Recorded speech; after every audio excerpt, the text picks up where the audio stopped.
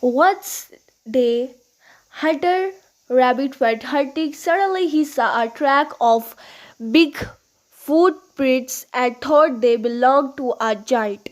He found nothing to hunt in the forest and thought that the giant must have hunted everything. Hunter Rabbit returned home empty handed and ate berries for dinner. The next day, Hunter Rabbit left early but found nothing. He was tired of eating berries. I must do something, he declared. This time he decided to lay a net, but the next day Hunter Rabbit found that a hole had been made in the net. Now Hunter Rabbit's grandmother was a magician. I will make you a magic net that cannot be cut, she said.